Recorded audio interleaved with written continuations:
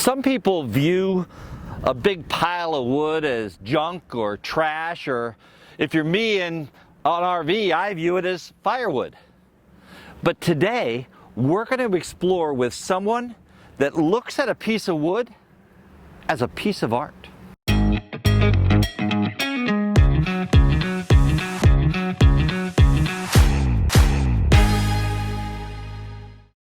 I'm standing with Brad Smith of Bradford Woodworking here in Lansdale, Pennsylvania. And Brad, this is quite the impressive shop you have here. Thank you. This is, we've been in business for over 40 years, and this is my new shop. This is 16 years old. Before that, I was in my dad's barn for 25 years, getting started. And you know, tell me a little bit about the types of furniture that you make. I make, I think, very unique stuff. It's farm inspired because I grew up on a farm. So I use a lot of farm related parts like axe handles and pitchforks, disc blades, things like that that become unique parts of the furniture. I was talking to one of your family members, and we were walking around, you know, your facility here and the barn next door at your parents' house. You got a lot of wood. You got a lot of wood around here. My wife tells me I have a wood problem, and I'm working on that. I try not to put any more in the old barn until I take something else out. But I did build another shed last summer, so yeah, she might be right. Now, all the furniture that you make, and one of the things that we're going to look at in a little while, is made with some reclaimed wood. A lot of the things that you do. Talk to me about the process and why you do that. I like the reclaimed idea, just to reuse old stuff. The beauty of old wood is that it has instant character. There's stains and nail holes that just give it a patina that you cannot get with new wood, and it gives the whole character of the piece, enriches everything with the old wood. Now, a couple days ago, I was here and you had this special machine outside that you were taking actual trees and cutting them what I would refer to as a tabletop. I think you called it something else. Do you see what you want when you get that big log and then cut it in half like that? Yeah, you kind of judge each log, and we did a really unusual Kumaru log that was like a 3-leaf clover in cross section. I had never seen a log like that, and frankly, I'm not sure if I got the best use out of it, but it came out interesting. And yeah, starting from the log is a fun way to you know, understand the whole process from tree to finished product. Okay, so tell me the story of the texture of the handles. The texture is just the roughing step of making the handle on this machine. And when I first went to buy these at the handle company, they had a cartload of handles, and I said, "Can I buy those?" He said, "Sure, come back next week, we'll have them all sanded smooth for you." And I said, no, I want the texture. And he looked at me like, "What?" But now he sees what I do with it, and it actually makes such a unique surface that nobody else can do it without this machine, and there's very few of these machines left, so it's kind of my signature look. So this is my 100-year-old axe handle lathe. It came from Coopersburg Handle Works, which is just north of here in Quakertown. I originally went to their shop just to buy axe handles, and a year later ended up buying the whole machine that makes the axe handles. So I'm going to do a demonstration. This is the blank. This particular one is locust. I typically use ash, but this will be fine for the demo. So all we do is we cut a rough S shape, drill a hole in the end. It goes in this chuck, pin it in like this. And this machine has 2 motors on it. The one runs the drive, which is this. You see the leather belt kind of ages it. The other motor runs the cutter head, which is right here. I'll turn that on.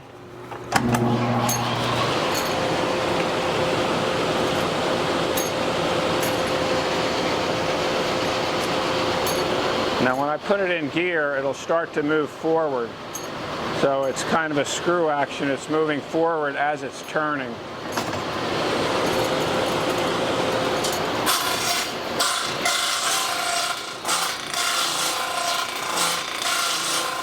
This is the template that I spend a lot of time making that. That's like my computer program. Once it's made, the machine follows it. This is an idler wheel that controls the up and down. So that's it. This particular shape is a bench leg. And we actually have 3 benches that are ready to assemble, so I'll show you how this goes into the bench. Walking through the shop, there's a lot of really cool stuff, but these caught my eye. What are these for? These will be coasters, and they're made from yew bush, which is a really interesting, very dense hardwood, and it dries very stable. This has a little crack in it, which is kind of rare, but it adds to the character of it. When they're finished, they're really pretty. So these will get some varnish, is that the right word? They have, yes, they'll get a varnish finish, and we put a layer of cork underneath to protect the table. Very cool. Now we are going to make a bench, and these are the legs. Can you tell me about these? That's right. This one is ash, and we just made it on the axe handle lathe. You can see the texture from the cutter. This is a tenon that's cut in the top that'll go into a hole in the bench. What we're going to do here on the bandsaw is we're going to cut a slot in this tenon so we can drive a wedge in and it'll tighten up the joint. So I'll show you how I do that. And PattI, you're going to cut one too. Okay.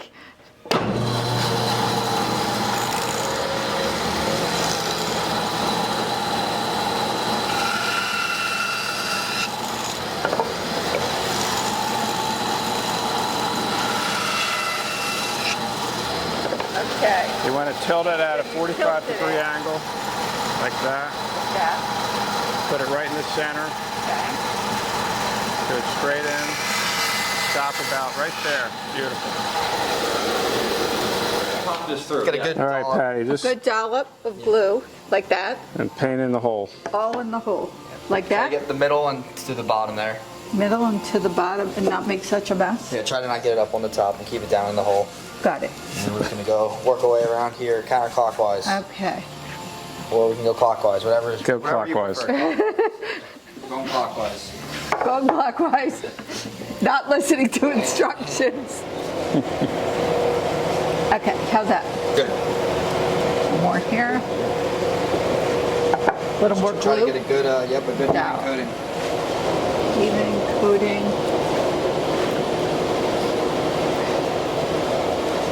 Turn here. You made it look way easier.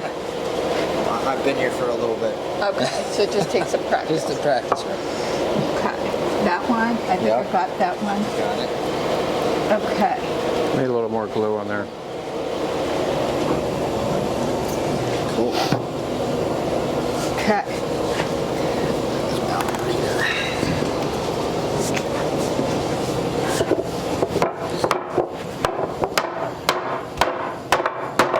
See this center hole? Yeah. I line this point up with that, Oh. and that's how I know they're in the right angle.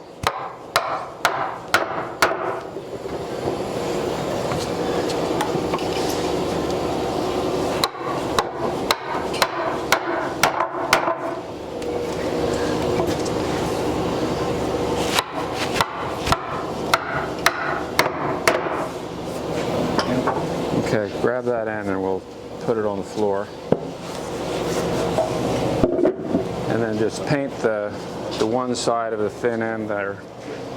About a ½ inch from there down. Yep. Like that? That's it. Perfect.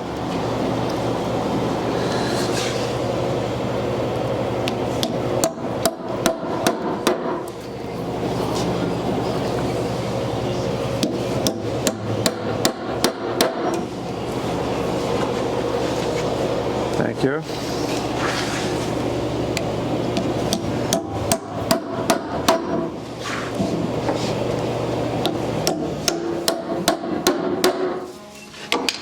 So, Brad, you're walking up the street near your neighbor's house and you saw some wood on the side, and now it's in your shop. What's going on? Yeah, I kind of dumpster dive this wood. Actually, the neighbor knows that I'm into using old wood, so they called me and I went and got it. So this was German siding, horizontal siding. Okay. And it had tar paper over it, so it has a lot of nail holes in it. And what I'm going to do with this is use it for the sides of a cabinet. We are now looking at the side, actually, of a dresser that you're building up, and you have this black piece on the front here. Right. Or this is actually the side of the dresser. Right. This is the front corner. Okay, the front corner up there. Okay, so now I have a piece of the sanded, you have a piece of the unfinished, and let's just take a look, and how are you going to fit these in here? So it'll go just like this. Oh, look at that. That one's short. That one's short. I hate that when the board's too short. So these Okay, are we're all going to the put right this one over lengths. here. So these will just be stacked in here like this, Right. and it'll give the side of the cabinet a really nice character.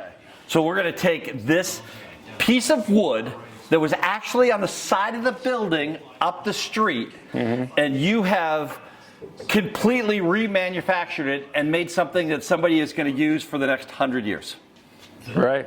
That's So true. Brad, we're standing in front of what looks like it's going to be a bookcase. It is a bookcase. It's a bookcase. So let's talk about some of the uniqueness of this piece right here. Sure. And let's start right at the top. This lines thing, I've never seen anything like this piece here. Yeah, this is a technique that I've developed. I use a power plane to texture the wood, and it forms very fine lines in it. And then I use India ink and stain the wood with the ink. Right. And then sand through the ink, and it exaggerates the texture by sanding through on the high points. It's a look that I've developed that Now, to works finish well. it off, we're going to put some varnish over the top of this? Yeah, Or? I use lacquer on a piece Lacquer? like this. We'll spray lacquer on it. This Okay. is called a freeze band. This particular one is little V-grooves in ash.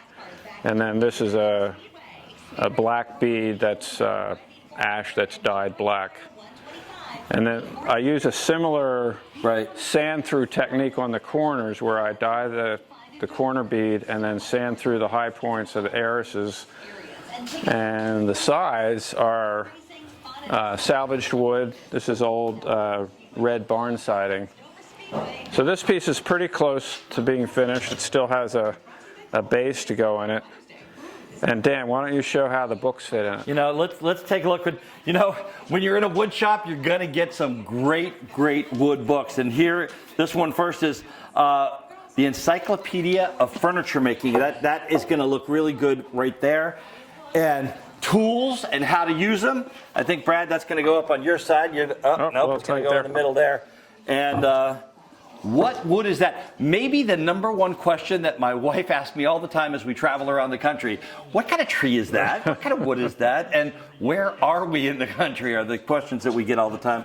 So these just fit in there incredibly. Now, this is a one of a kind. You don't make this off and have like, you know, you can order out of a catalog.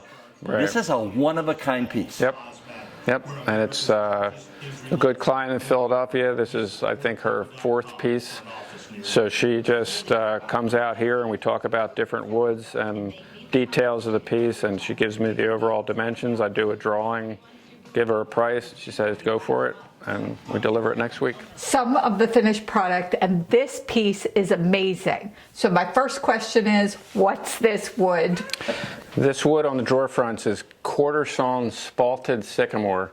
The quarter sawing is what gives all this lacy fleck work.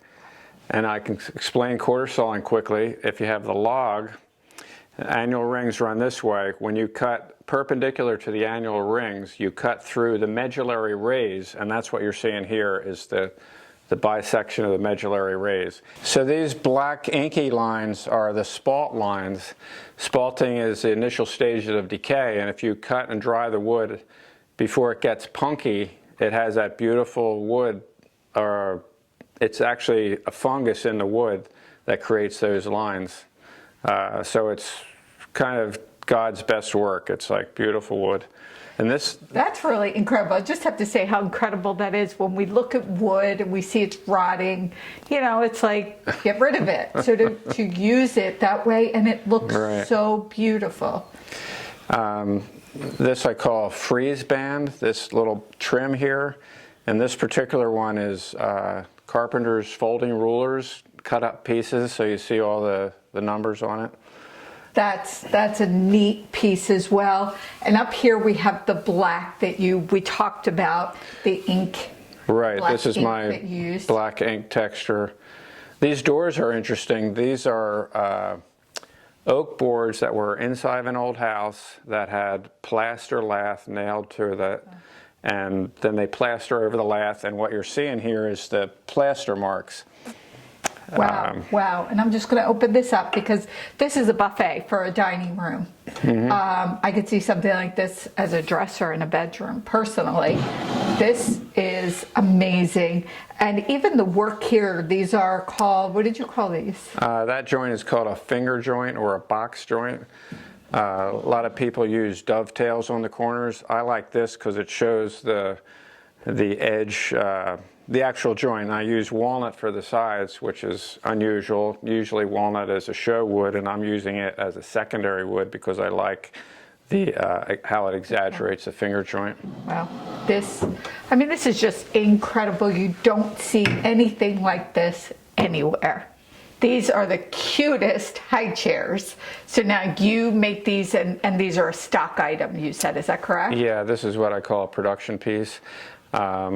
Back in the early part of my career, back in the 80s, I had a line called Kid Stuff and had small tables and chairs, this youth chair. This was the only piece out of that line that really did anything. And I kind of retired it, and then I became a grandfather and needed something for the grand boys, so I started another batch of these, and they're selling, they're doing well.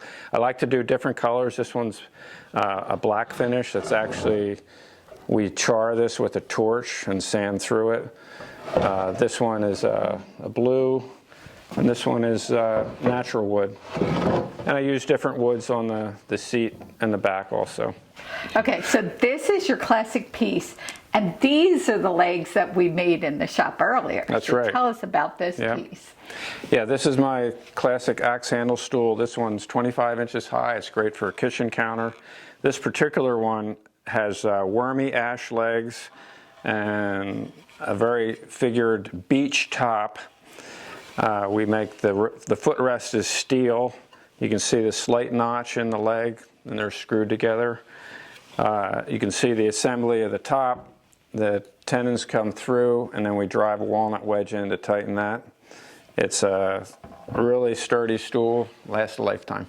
And I was going to say that we had a stool that was at my grandmother's that my mother had, and that's just what I was thinking. This is something you could pass down from generation to generation. It's not going anywhere. That's right. And this is a Pitchfork Chair. Now tell us about it. I noticed you still have these pieces where you put the hole in and you put the wood in like we showed them before. Tell us about this and where this idea came from. This evolved out of the axe handle stool. As soon as I started showing this, people wanted to know, can you put a back on it?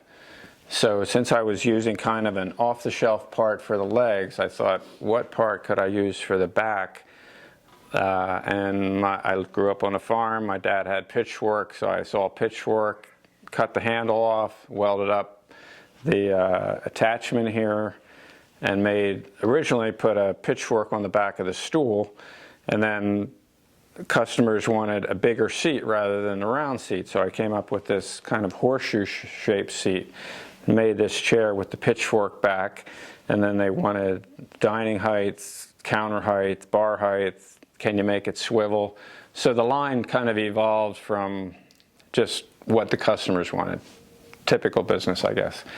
We also make a bench version of this, which would have 3 or 4 or 5 pitchforks in a line. That was what we assembled earlier, were the benches.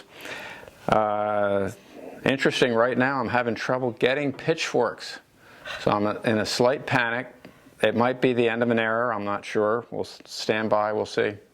And if you can't use pitchforks, we'll see what else you come up with. I might come up with something else, who knows? Yeah. You know, PattI, as we travel all over the country, we kind of have found some really interesting people, some interesting places, and today, right up there among the top of the most interesting places we've ever been. Yes. Now, the problem with visiting this place, I want to take a bunch of these pieces with me. I know. But we live in an RV. So this table will have to stay here. This table's going to have to stay here? Yes. It'll fit right in the back of the Explorer, too. Yeah. Okay. So this table here is called live edge, right? Live edge. Because the edges of this are what the tree actually was. And I know what kind of wood it was, only because it had a little piece of paper on it, and Brad told me this is elm. And I love the look of this as well. It is absolutely gorgeous, and I'm told that elm is one of those things that's like getting very, very hard to come by. So, yeah. So anyway, you got to make a table. You got to work a lathe, 100-year-old lathe. How did that? What was that? That was very cool. Just seeing the process and machines and the way they had to go about setting it up was just amazing. Now, you can get this furniture made for you. I mean, with the quality and workmanship, I can't imagine not wanting to have a piece like this or like this in your home. Back here. This bed back here is just gorgeous. One of my favorite. That is definitely my favorite piece of wood. I'll tell you, it has been a true experience to be able to go around and actually help build things and put legs on and do all the things that we did here. Now we're going to put a link to Brad's website. We'll put it right up here, but we'll also have it down in the description, a lot of information, how you can get a hold of Brad and how you can, maybe get one of these, commission him to make something that you've always wanted. In a world today where things are just off of an assembly line and everything's just pushed together. And doesn't last. The quality of this stuff is, it's more than incredible. Right. I mean, it's truly more than incredible. So we truly have enjoyed our day here in Lansdale, Pennsylvania, at Brad's wood shop. And I know that if you got something from Brad, you will be very, very pleased just by knowing him and getting to know the family and what he does and how he works here. That is absolutely the case. I would love, like I said, to take a bunch of these pieces with us. We are in Lansdale, Pennsylvania. I'm Dan Hunt with my incredible wife, PattI Hunt, reminding you to have a great rest of today. And an even better day tomorrow. Measure twice, cut once. Brad thought it was so important he had it etched in the wall.